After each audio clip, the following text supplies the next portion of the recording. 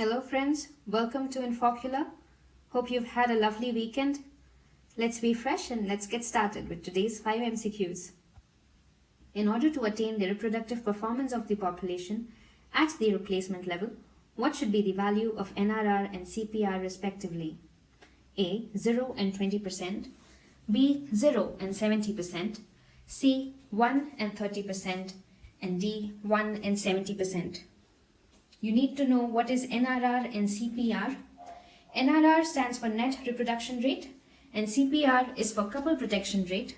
ये demographic indicators हैं. Net Reproduction Rate depicts the number of daughters that a newborn girl will bear, keeping mortality rate and age-specific fertility as constant. And to maintain दो child की norm को maintain करने के लिए at a replacement level, normal net reproduction rate should be 1. ऐसे भी by logic, अगर आपके पास दो fruits हैं, 2 apples, and you want to replace one apple with the another, you need at least one apple on the side which forms the replacing element. मतलब वो आके replace करेगी किसी चीज को. The value should be minimally 1. So by logic itself, NRR cannot be 0. And CPR is couple protection rate, which is indicator of prevalence of contraceptive practice. In eligible couples, कितनी % of eligible couples जो है वो effectively अपने आप को child birth से protect करती है.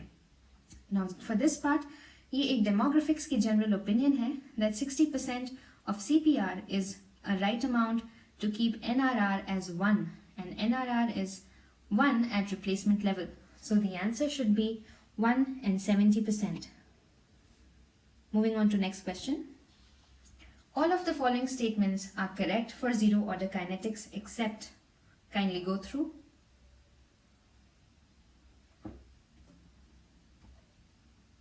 Okay, now we need to know about half-life, rate of clearance, metabolism, drugs, and relationship between concentration and time.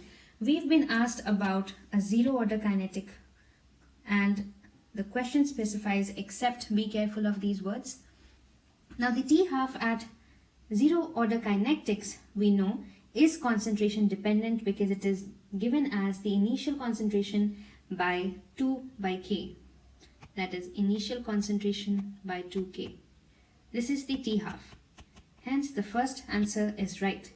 The rate of clearance is less at low concentration. We need to question कि zero order kinetics में are we really dependent on the concentration for rate of clearance? And the answer is no. The clearance rate is not dependent on the plasma concentration. So this statement appears wrong and the answer is B. The other two options is metabolism of warfarin and theophylline follow zero order kinetics. आपके notes में ज़रूर होंगे that warfarin, theophylline, alcohol, aspirin, tolbutamide and phenytoin are drugs that follow zero order kinetics. The relationship between concentration and time is linear. This is also very true. The concentration and time graph for zero order kinetics is linear, whereas it is not so in first order kinetics. So therefore the answer is B. Moving on to the next question. Brown discoloration of gastric mucosa is seen in poisoning of nitric acid, hydrochloric acid, oxalic acid and cresols. ये भी अच्छी question है. You need to know the various kinds of discoloration that are produced by various poisons. Now, black discoloration in general is seen by all concentrated acids such as HCl, oxalic acid, H2SO4, acetic acid. Yellow discoloration is seen in nitric acid. Brown discoloration is seen in cresols and hence the answer is cresols. Apart from this, blue discoloration is seen in copper sulfate. Cherry red is seen in carbon monoxide. And white is seen in arsenic and carbolic acid.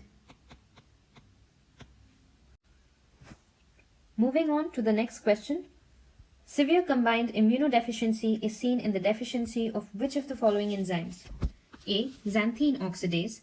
B. RRPP synthetase deficiency. C. HGPRT deficiency and D. adenosine deaminase deficiency. And the answer is adenosine deaminase deficiency. SCID, that is severe mixed immunodeficiency syndrome, एक rare genetic disorder है with defective antibody response. इसमें होता ये है, there are two types. One, which is the most cases of SCD are due to mutations in the gene encoding for common gamma chain, and the second, which is deaminase deficiency, जो breakdown of purines के लिए necessary है. What happens is without the breakdown of purines, there is not much presence of functional ribonucleotide reductase, जिसकी वजह से lymphocyte proliferation is inhibited, and hence there is defective antibody response and victims become extremely vulnerable to infectious diseases. So moving on to the next question. Submemory incision for removal of large lesions is called A. Webster's incision, B. Gaillard-Thomas incision, C. Hatfield incision, and D. Lambert's incision. The answer is Gaillard-Thomas incision.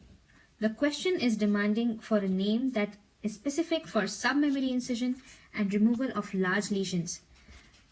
If this is the nipple areola complex, a submemory incision which is circumareolar is called as Webster's incision, and a one which is circumferential and a larger one is called Gaillard-Thomas incision. Hatfield incision lactiferous ducts को ही specifically excise करते हैं, and this is meant for periductal mastitis or abscesses.